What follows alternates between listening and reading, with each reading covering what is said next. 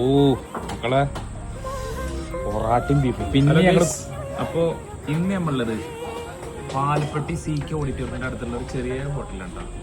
നല്ല നോക്കിയ thick gravy beef and parotta. ഒന്ന് ഉള്ളി മുട്ടി അടിക്കണം എന്നാ പറഞ്ഞത്. നോക്കിയോ, ഒന്ന് ടേസ്റ്റ് ചെയ്ത് നോക്കട്ടാ.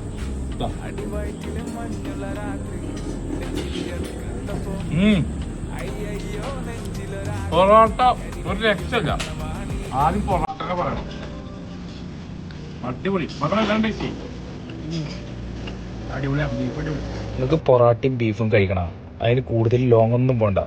നമ്മുടെ പാലപ്പെട്ടി CKന്റെ അടുത്താണ് അതിന്റെ ലൊക്കേഷൻ വരുന്നേട്ടാ.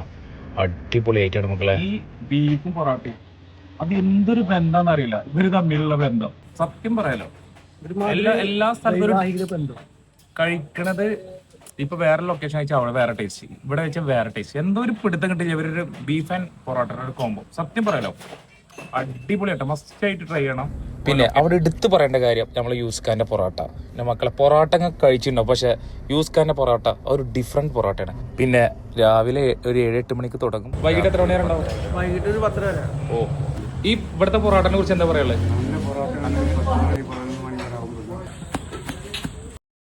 അപ്പോൾ ഗൈസ് മറക്കണ്ട, നമ്മളെ യൂസ്കാന്റെ പൊറോട്ട അവിടുത്തെ ബീഫും അടിപൊളി കോംബോ ഉണ്ടാ.